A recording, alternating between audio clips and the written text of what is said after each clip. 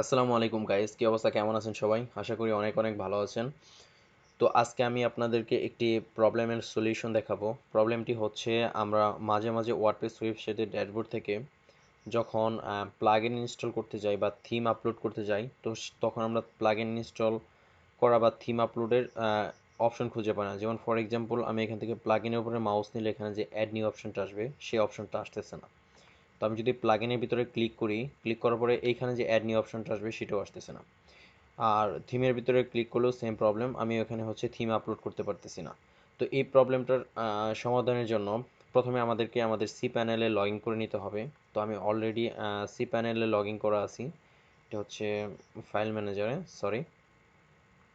তো সি প্যানেলে ঢোকার পরে আপনার হচ্ছে এক একজনের এক একটা থিম ইনস্টল করা থাকতে পারে, তো তার জন্য এই ইন্টারফেসটা একটু ডিফারেন্ট ডিফারেন্ট দেখাতে পারে।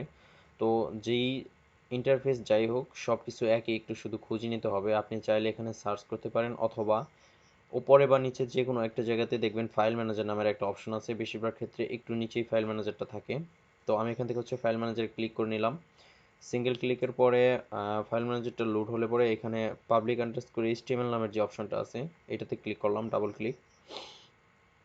এরপরে এখান থেকে আপনার আপনার যতগুলো সাইট আছে সবগুলো সাইটের এইখানে ফোল্ডার নেম দেখতে পাবেন। যেহেতু আমার একটা সাইটে ইনস্টল করা আছে, তো আমি একটা সাইটের টোটাল ইনফরমেশনগুলো এখানে দেখতে পাচ্ছি। ডিফারেন্ট ডিফারেন্ট সাইট থাকলে ডোমেন নেমের উপর ভিত্তি করে এখানে ফোল্ডার ক্রিয়েট করা থাকে। তো সে বিষয়ে আমি কথা না বলি।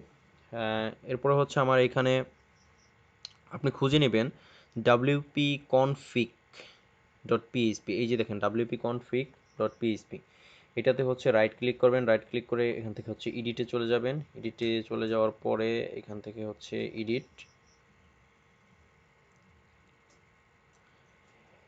wp config এর একদম একেবারে নিচের দিকে যাবেন, ডিফাইন দিয়ে আছে ডিসঅ্যালাউ ফাইল এডিট, আর এখানে হচ্ছে ডিসঅ্যালাউ ফাইল মডেলস। এখানে হচ্ছে ট্রু করা, এটাকে হচ্ছে ফলস করে দিতে হবে।